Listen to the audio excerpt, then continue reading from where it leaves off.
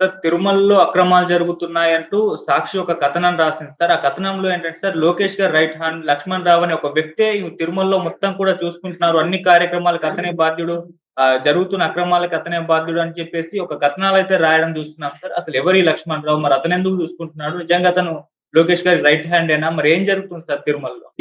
యాక్చువల్‌గా నిన్న సండే, ఆదివారం ఆంధ్రజ్యోతిలో రాధాకృష్ణ కొత్త పలుకులో కూడా కంప్లీట్‌గా తిరుపతి, తిరుమల తిరుపతికి సంబంధించిన యాక్సిడెంట్ ఏదైతే జరిగిందో స్టాంపీడ్ తొక్కిసలాట దాని గురించి తిరుమలలో ఉండే టీటీడీ బోర్డులో జరిగే గందరగోళం గురించి ఆయన కొత్త పలుకు రాశాడు. చంద్రబాబుకి అసలు అధికారులు చంద్రబాబు మాట వినట్లేదు అనేది ఆయన బలంగా చెప్పాడు.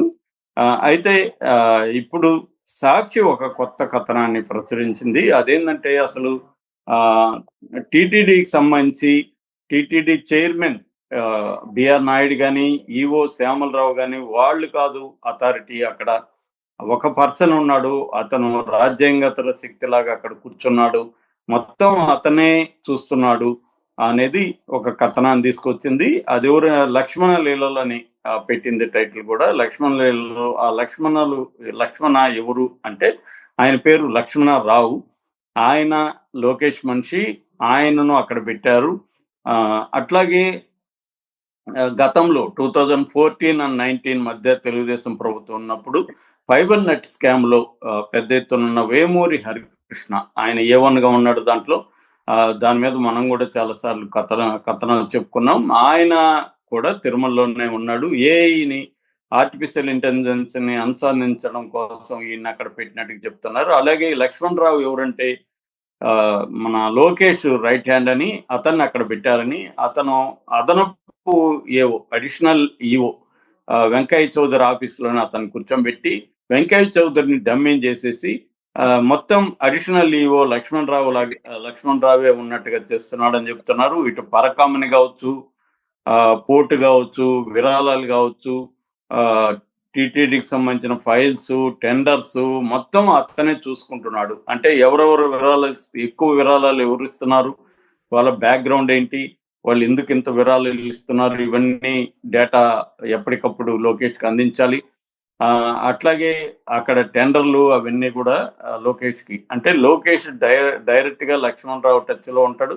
ఒక రకంగా లోకేష్ టీటీడీ బోర్డుని నడిపిస్తున్నాడు అన్నట్టుగా వీళ్ళు రాశారు. ఇది ఎంత నిజం అనేది మనకు తెలియదు. దీని వాళ్ళు వీడియో సాక్ష్యము, ఫోటో సాక్ష్యాలు కూడా చూపించారు. అతను ప్రత్యేక కుర్చీ వేసి అతను కూర్చోబెడుతున్నారు. అతనికి సంబంధం లేని ఒక అవుట్ సైడర్ని పాలక మండలిలో వ్యవహారాల్లో సమావేశాల్లో కూడా ఎలా కూర్చోబెడుతున్నారు అనేది సాక్షి ప్రశ్నించింది.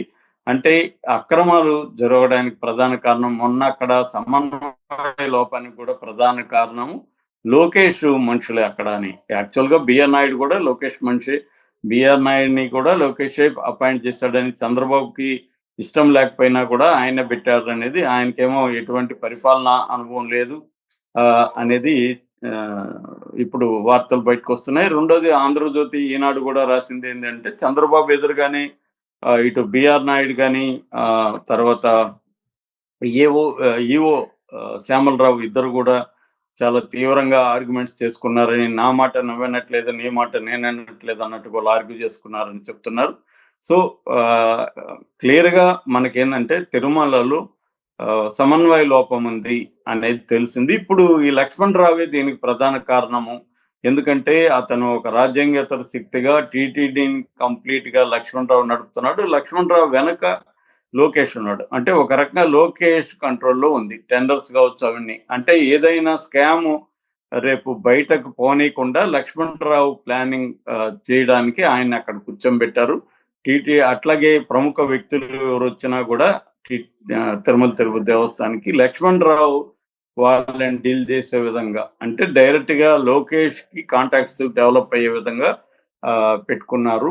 సో వాళ్ళకి ఏమన్నా కావాలన్నా లక్ష్మణ్ రావు చూసుకుంటాడు. అలాగా లోకేష్ డైరెక్ట్ గా ఒక మనిషిని పెట్టుకున్నాడు అనేది సాక్షి చెప్తుంది. ఇక్కడ మన లాంటి వాళ్ళకి వచ్చే డౌట్ ఏంటంటే బిఆర్ నాయుడు లోకేష్ మనిషి, తర్వాత ఈవో కూడా ఆంధ్రప్రదేశ్ గవర్నమెంట్ అపాయింట్ చేసిన వాళ్ళు ఉంటారు.